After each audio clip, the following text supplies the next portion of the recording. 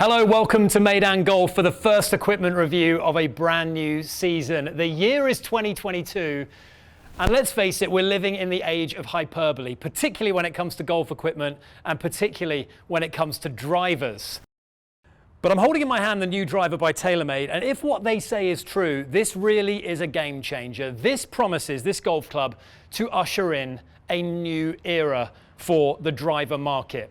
You can put it up alongside persimmon drivers, the first steel-headed drivers, titanium, which has dominated the market for the last 20 years, because this is the age of the carbonwood, and this is the TaylorMade Stealth driver.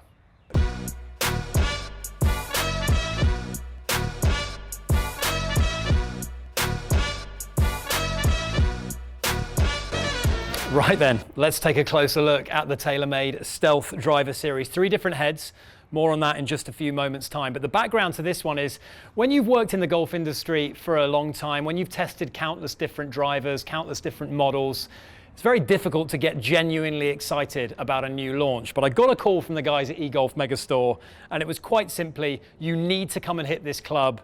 It's going to change the face of the driver market. It's going to usher in a whole new era.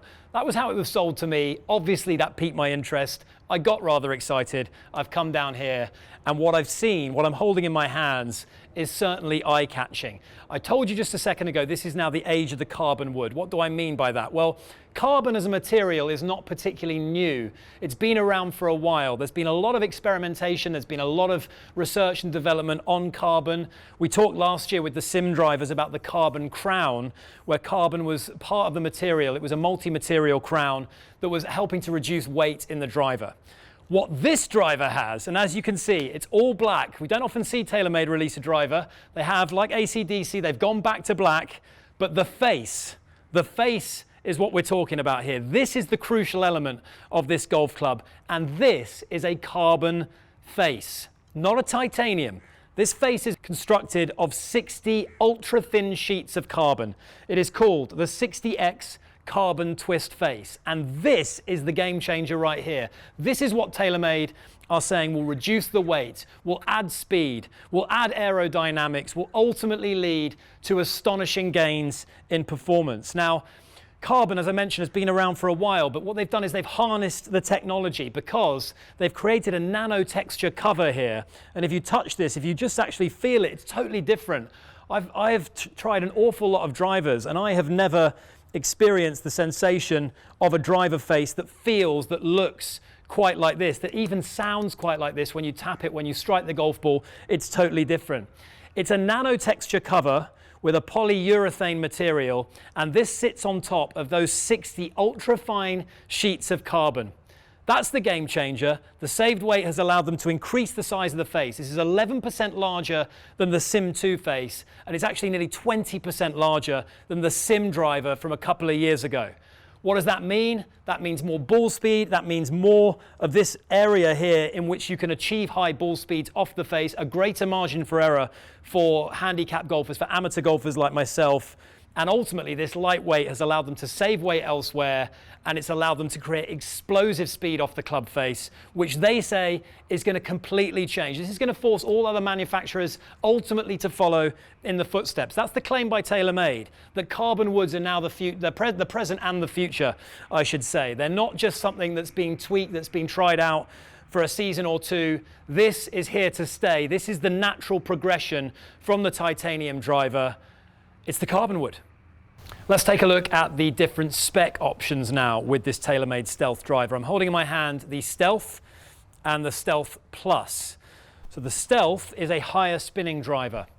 It's going to add about 15 to 20% of forgiveness, and it's going to add about 300 RPM of spin. I'm a low spinning player. I think this would be the driver that I would naturally tend to gravitate towards because I struggle with my spin rates sometimes with the driver. Obviously, it's all about creating that optimum condition of launch, low spin, high launch for maximum distance. So you just want to tinker around. When you go for a fitting with these clubs, it's important to try various different shafts, various different settings, various different heads until you find the right combination for you. So the Stealth is probably what's going to end up in the bag of most amateur golfers. The Stealth Plus is for for better players, it's for tour players, it's a lower spinning driver.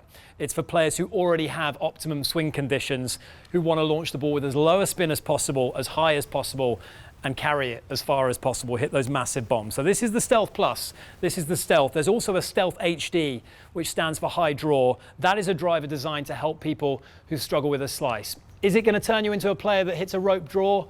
I don't think so, but it's certainly going to help you curtail those big slices. If you are a player that comes on an into-out swing path with an open club face, the weighting system, the way the weights are positioned on the HD are going to help a lot with negating that, with allowing you to find more fairways.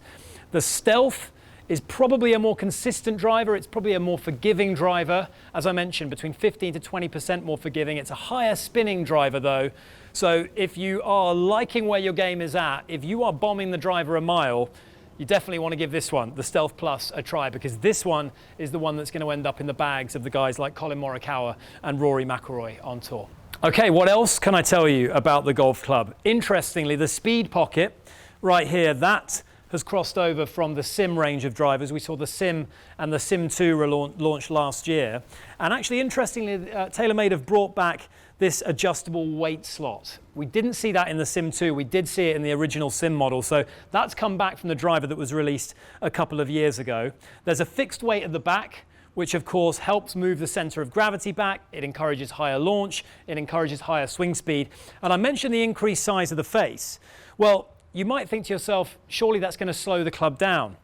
The asymmetric inertia generator, I'm not a scientist, don't ask me to explain exactly what that means. There's a lot of jargon out there, but essentially the design of the club, the shape of this golf club has enabled TaylorMade to produce a much bigger face. As I mentioned, 11% bigger than the Sim 2, 20% nearly bigger than the original Sim driver. That's a huge gain. Obviously, the lighter weight carbon material has helped enormously in helping them to achieve that size of face, but ultimately it hasn't slowed the club down.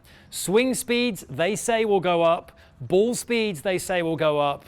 And of course, as a result, distance will go up. Now, I've tried an awful lot of golf clubs for eGolf Megastore. I think I tested every single new release last year.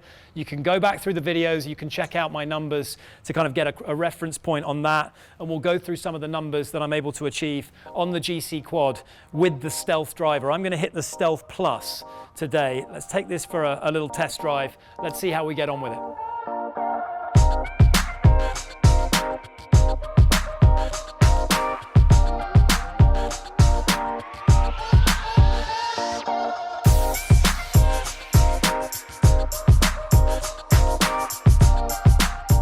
All right, let's take a look at some of the numbers that I got on the GC Quad using the TaylorMade Stealth Plus driver. What's the background to this? I hadn't played golf in about 10 days. I'd come back from a Christmas break. It was a little bit stiff. It was early morning. All these things are factors, and yet some of these numbers have completely blown me away. Now my driver, my Sim driver, which I bought a couple of years ago, typically I'm able to get ball speeds in the low 160s if I really top out, but that would be about my max, 161, 162. As you can see, looking at the data, the top line here for the Stealth Plus driver, the ball speed has gone up. It's shot up to 169.3 miles an hour on average. The spin rate is low. Now I'm a low spinning driver. That's something that I struggle with. If I've got the wrong shaft, if I've got the wrong launch conditions, I'm struggling to get the ball carrying through the air because I'm not getting the spin rates up to that optimum 2,200, 2,300 RPM. So what I think I would benefit from personally, actually, and this makes these numbers even crazier, is I would benefit from the Stealth driver. The Stealth Plus is designed for players who want a lower spinning driver. I myself would probably lean more towards having a higher spinning driver, which just makes these gains even more insane when you look at them. Average carry of 302 yards, average total of 334 yards. We talk about a new era for drivers. This is a new era for my golf game as well, because this is uncharted territory for me. A couple of years ago when I started doing these tests, my ball speed was in the mid 150s. That jumped up when I got the Sim. I was working hard on my swing. I managed to get some gains. I got it up to the low 160s.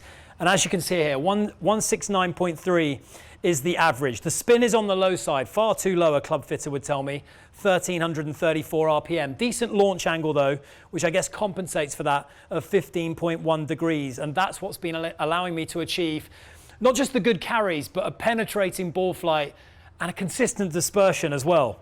Let's break it down a little bit further. Let's look at some of the data, the club head data. As you can see, this column on the left-hand side there, those are the average ball speeds. The holy grail, 170.2 miles an hour. I've never been in the 170s. That to me is the domain of tour pros. I'm certainly not one of those.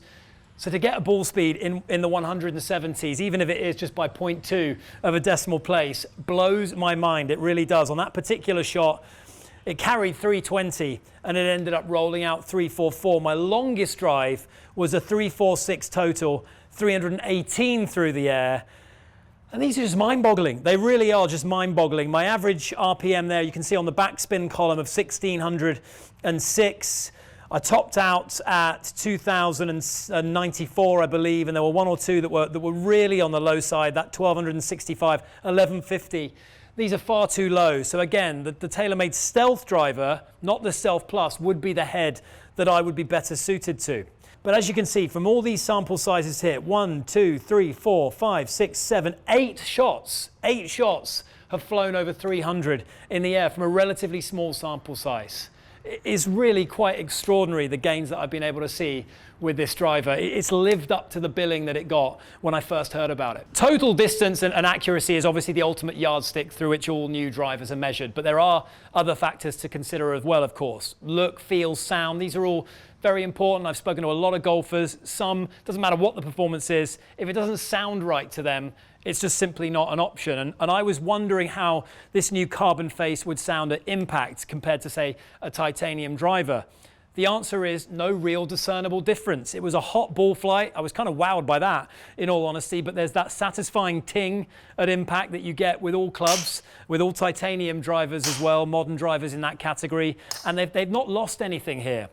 The looks are more traditional. Of course, I mentioned earlier, this is a black driver essentially with this very striking red face. Again, this is the important part of this puzzle. But when you set up at address, it looks like a pretty standard traditional driver. Yes, they've borrowed. Yes, there are remnants of the shape and motion technology that we saw with the sim drivers that help improve that aerodynamic design.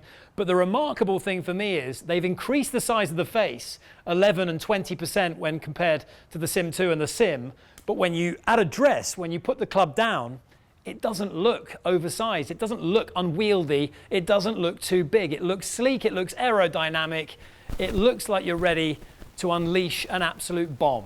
And looking at those numbers, certainly I can only judge it on my golf game, and you guys are more than welcome to scroll back through the channel. I've done other driver reviews. You can compare and contrast those.